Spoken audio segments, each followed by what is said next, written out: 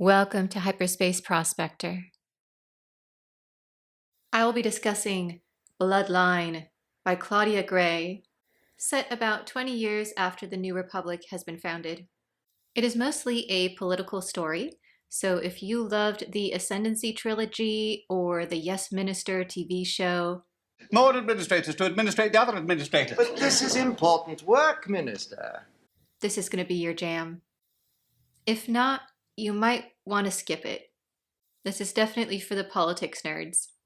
Basically, what's going on is we have on one side the populists who value individual planets over a central power, and they are ranging from the far right, who wants to completely dissolve the Senate and let each planet run themselves, to the far left, who want a 100% across the board democracy where every being gets a vote and every voice matters.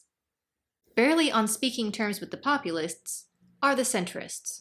Their far right wants a heavy military, very similar to the First Order. And on their far left is a bunch of bureaucrats who want the government to have complete control over every single decision. No matter how minute, you better have it registered and be doing it properly. Their claim is that they want the galaxy to be an orderly and safe place where we don't have massive wars. The New Republic has become so split between these two groups that they won't even attend a party that the other side is hosting. We are starting this book with the "in fair Verona where we set our scene" type of atmosphere. Leia is caught in the middle of all this. She's technically a populist, but she can kind of see where that's not really the best choice either. She's gotten to the point where she's fed up with everything, just wants to throw the towel in and retire and go off with Han and see the galaxy. And just... The two parties here are at each other's throats, and as a result, the average person is suffering. The senators are pointlessly bickering with each other and talking big speeches in the Senate. Nothing is getting done. Meanwhile, there's a group of the centrists who are becoming nostalgic for their days in the Empire, being like, well, it was problematic, and there was some corruption, and obviously the Emperor was a little much, but was it all really that bad? There are Imperial reenactors. There are centrists who are collecting Imperial artifacts. They are getting together and talking about how awesome it was to have that much power and domination over other people. It was just the wrong leader. They might have gone too far. The First Order is not openly operating yet. It's setting the stage for what happens later, what we see in Star Wars Resistance, for example. This is why the First Order was able to emerge and take power so quickly. The main plot of Bloodline is basically follow the credits. Something is rotten in the state of the New Republic. Everyone knows it, but they don't quite know why. And Leia is trying to figure it out. As brilliant as this book is, it was tough to get through. Not because the writing is bad. It's not. It's amazing. But because this is a little bit too relevant right now. Every time I opened it up to read a chapter, I was like, this is the same as reading current news? You thought Andor felt relevant? It's got nothing on Bloodline. In fact, if you are struggling right now to maintain your hope and your sanity, while America is doing things like starting for-profit concentration camps, this might not be the best book to read right now. We are kind of watching it happen in real time, and it's like, do I need to read a fictional account while also watching it happen? I don't know about you, I can get really depressed about what's going on. Being able to channel some of my emotions about that into a fictional universe, I'm not saying it's like going to therapy, but it does help. And there are some fun, interesting tidbits about the New Republic in this book. For example, You remember those big Senate pods that float around when people are doing speeches that we saw in Andor, and of course the prequels? They're considered kind of garish now and vulgar. It's just not done to float around as you spoke. And so if you're in your pod, you stay there. You don't go into the middle anymore. That's reserved for extremely formal occasions. If you do want to speak, you would go talk to one of the moderator droids. This was only done once every few months, but if there was an emergency, you could be like, "Mod," and then you would stand up and be allowed to briefly speak. We also learned a little bit about Hosnian Prime. Apparently, it has hanging gardens and riverside events. From what I can tell, it sounds a lot like living in the Bridgerton universe if you're a senator in the New Republic. It's not as urban as Coruscant, so it's a lot more like the events you would see the Featheringtons and the Bridgertons attending. As a more serious note, there was also an incident that involved medical triage droids, and I thought that was very interesting. So if you were injured, the droid would come up to you, do a quick scan, and then determine, we can work with you later, or you need severe help now, we're going to get you to the medical center. I thought that was really helpful. So if you had a disaster, you could quickly send in the triage droids, scan, scan, scan, scan, scan, and get everyone sorted. We had some great characters in this. My favorite is definitely Greer Sanel. She's from Parmathi, which is basically the equivalent of the Greyjoys in Game of Thrones. Their kids grow up learning how to sail ships before they ever become pilots. And their planet has these like long swinging rope walkways over the ocean. She's a former racer and reminded me a lot of the characters in Star Wars Resistance. Oh, a Nihil's going by. The planet is also famous for Port in a Storm, which has been described as drinking a supernova. Only people from Parmathi can handle drinking Port in a Storm. What's really fun, though, is the play on words because it is a fortified wine. Port in a storm. Port is a fortified wine. I'll be here all day. There were also some people that you just love to hate. Senator Ransom Casterfo of Riosa. Young, dashing, courageous, and obsessed with the Empire. Yeah. Which is all the more disturbing considering his planet was hit the hardest by the Empire and everyone was basically being tortured by Lord Vader. He's listened to way too many pro-Imperial podcasts, I guess, and he's convinced, no, it was just Vader that was the problem. The Empire was good. He was a very interestingly complex character. I really enjoyed getting to know him, even though he has a very punchable face. My favorite villain, though, was Lady Carice Sindian, Senator for Arcanis. She is. Great character to constantly boo whenever you see her come on a page. Don't you want to be evil like me? Don't you want to be mean? Don't you want to make mischief your daily routine? That's my headcanon. Every time she comes onto a page, I hear this song. Don't you want to be ruthless and rotten and mad? Don't you want to be finger-licking evil to the bone? There weren't just villains, though. We also have a heroic X-Wing pilot, Joff Sea Striker. Anyway, he comes from a planet that's known for meditation and tea ceremonies. And apparently, ever since he was a kid, he was just like, I need to get out of here. This is terrible. So he ran off to see the galaxy, and he's so cute because he's a huge fanboy of Han Solo and is like, about Han whenever he hears about him, which is just adorable.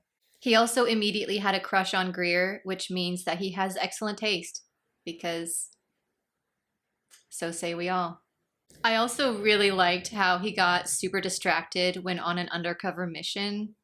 Immediately gets distracted and has a lengthy conversation about pie. That's right. He went to the cantina and ran into Dean Winchester. Hey, see if they got any pie. Bring me some pie. I loved hearing about Leia's ship as well, Mirror Bright, which was named for a song that her father used to sing to her when she was a kid. It's so funny how everyone sees it and their first reaction is just like, wow, now that's a ship.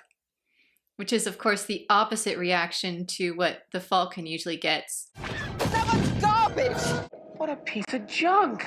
You get nothing? Those two married each other, and Han is like, I love my piece of junk. And Leia's like, okay, sweetheart. All right, I'm gonna go over and I'm gonna get a ship like my mother. I see what you're doing, Leia. I'm still Team Falcon. Trash forever. Now, this book also confirmed a theory that I've had for a very long time, which is Luke is like Padme. Leia is like Anakin. If you watch how they act in the original movies, it's kind of obvious. But this one pretty much comes out and says it. Leia is constantly having issues with her anger. My favorite scene in the whole book is when she finally loses it, picks up an Imperial artifact and just yeets it across the room and like smashes more Imperial artifact display cases. And I'm like, Leia? She later is like, okay, maybe that was a slight overreaction. Anyway, we know where Ben gets it from. And she talks about it in her inner monologue, and she's like, ever since I discovered that Vader is my father, I've just been really angry about it. And yeah, I kind of do act like that sometimes. But she's also going, but Luke doesn't. Like, Luke is always seeing the good in everyone, no matter how bad they are. He's able to just see their light and forgive them and love them.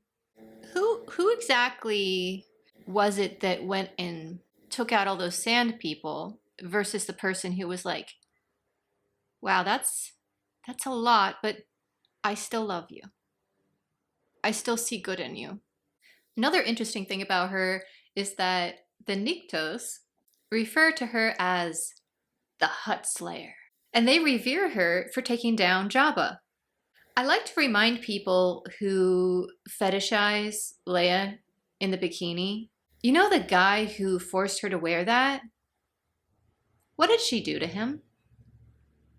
What did she do to that seemingly all-powerful Hutt who enslaved her and made her wear that outfit?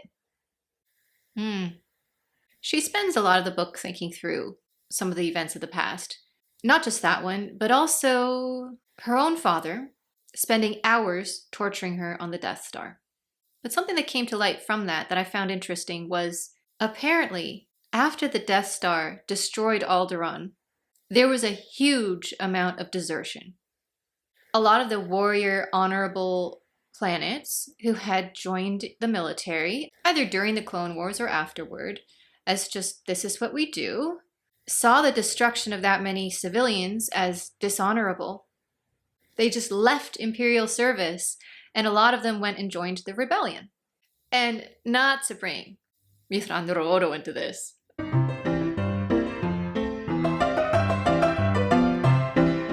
he warned the Emperor about it, and it was like, yeah, this is not a good plan. The Death Star may have caused fear. It really caused a lot of people to question their loyalty to the Empire. If they're willing to destroy an entire planet like that, they are not the good guys. It basically made a lot of very well-trained military people go, are we the baddies? And then switch sides. On a much lighter note, something I found amusing was that I was in the middle of reading and decided to go make myself some tea. And I came back, and about 3 pages later, the characters came to a tea room. And so there I was drinking my tea, and they were talking about drinking tea, and it was a really cute moment. Speaking of food, we found out that Leia enjoys spicy noodles and spicy food, and her calf. So yeah, she and Captain Lawson would get along. Interestingly, Leia does not like to drink alcohol. In fact, it's said she tends to avoid it unless it has to be done for a diplomatic reason or she's having just the worst day ever, which does occur in this book. As always, I found a few quotes that were particularly memorable that I will share with you. Populists and centrists agree on only one point these days. Compromise was for the weak. Leia describes a typical New Republic meeting.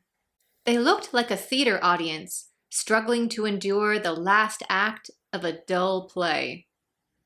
Government was more about fame and influence than duty. And then we go out on a mission briefly, and Leia gets flack for winning a game of sabacc. She responds with, "These people don't respect decorum, they respect cunning." And that's when we find out that both Lando and Han taught her how to play sabacc. So whatever you do, if you end up in the Star Wars universe, do not, under any circumstance, agree to play Leia at sabacc. This is Leia and Casterfo discussing the populists versus the centrists. They've both discovered that they agree there's a problem, that something needs to be done, but they can't agree on what. Leia begins, "Whatever good came of the Empire came at too high a price." And Casterfo points out, "Surely you won't deny the New Republic is committing mistakes of its own." And Leia responds, "Not the evils of tyranny and control." And he very astutely points out, "The evils of absence and neglect." The populist approach is less ideal than idealistic. It requires a leader who exercises power through charisma and consensus, rather than an actual legal authority. With Mon Mothma we had that, but she's gone. Possibly forever. And the galaxy cannot afford the disorganization that has followed. We must find another path. He's not wrong. That's the sad thing. Tai Lin, who's a senator on Leia's side, at one point asks, "Why didn't you just become a Jedi? Like, why are you putting up with all this? You clearly don't want to be here." And says, "You alone can determine your rightful destiny." That's where Leia started getting the seed of, maybe politics is not really where I should be. Maybe that's not where I can do the most good. Despite her long disillusionment with the political process, Leia only now realized the Senate was doomed. No matter what she did, war had become inevitable. There are also some really sweet moments. I loved it when Han showed up. He isn't really in this book a lot, but when he does show up, it's very meaningful. "Han, I'm so sorry about the campaign. I really wanted something different for us. But nothing ever changes." "Hey," Han looked up from his work. "Don't apologize to me for taking this seriously, okay? You put duty first. Drives me crazy sometimes, but that's who you are. It's also probably why the New Republic is still in one piece." Leia couldn't quite smile. "Someday. Someday, someday, this'll be ordinary. Someday, someday." Side by side, out in the broad daylight. And he responds, of course, "Someday" back to her. So I was like sitting there reading this, and I had to sing the song. Any Zombies fan had to. And then it goes on that someday was the sun disappearing behind a cloud. And I'm like, Claudia. Someday, this could be ordinary. It was also interesting to see the various planets and their aphorisms. Gatalenta has answer suffering with kindness. That's the meditation planet. Meanwhile, the Parmathian blessing is, may you die at full throttle. Right there sums up the differences between those two planets. If you're on Batu and you're tired of saying bright suns, you can say, may you die at full throttle. Actually, I don't know if you'd get away with that. Hopefully somebody there would understand. You wouldn't be kicked out of the park. I won't spoil who she shouts this insult at, but I did love it from Leia. It really is the ultimate insult. May you get absolutely everything in life that you deserve. The ending of this book is so good. It gave me chills the last few pages. And now we're going to do a little bit of spoilery discussions. So if you have not read the book and don't want details about the plot, then I will see you next time. The biggest shock for me was at the end of this book that Ben had never been told who his grandfather was. I kind of assumed that as soon as he was old enough, Leia would have taken him aside and been like, okay, I have kind of a big family secret to talk to you about. Because Han knew, Luke knew, but no, she just never got around to it and hoped nobody would ever find out. Well, guess what? They found out, and in the worst way possible, and little Ben had to hear that his grandfather was Lord Vader, not from his parents, but from the news. Leia, of course, blames Casterfo and is like, hey, you should have at least told me so that I could tell my son. And he's like, yeah, but like also, shouldn't you have already told him? I don't like Casterfo. He really annoyed me as a character, as fun as he was to read. I think he was right. Like, she lied to him, and she lied to her own son. And then she was dealing with the fallout of all this, and from what I can tell, it was almost a day before she got some quiet time to herself to go into her office and just like record a message to Ben. And we know from the book that she was crying as she did it, but it's also, I'm so sorry I never told you, and I got caught. I'm not saying that this excuses Ben's behavior and what we saw happen later on, but like, what? This poor kid. And then Han goes on record and is like, yeah, I knew the whole time.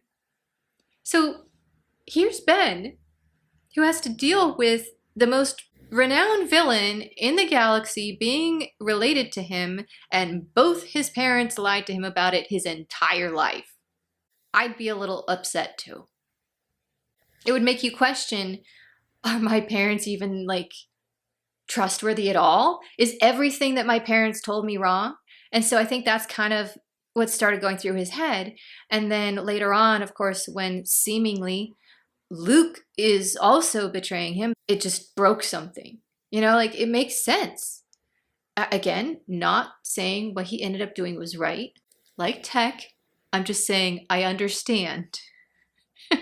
I comprehend why this happened. It also explains why in The Last Jedi, when the Resistance is pleading for help, and Leia is like, you gotta show up, people. No one came except Luke. Leia being outed as Vader's daughter is that thousands of senators who claimed to respect her all these years, maybe 2, 3, stood up for her after the announcement. Every other person was like, I'm out. So the galaxy at large, in the time of the sequels, not talking about the Resistance people, just the regular people, hated her. It makes that scene all the more heartbreaking. It also explains the absolutely fierce loyalty of everyone in the Resistance, because these are the people who knew she is the daughter of Vader, but she's not him. They were forged by the events of this book. They all went through that, and they came out the other side saying, I stand with you. And so that is why General Organa is so beloved in the Resistance. They would walk through Mustafar for her. As this book ends, the sun is setting on the New Republic. It's time for the Resistance to rise.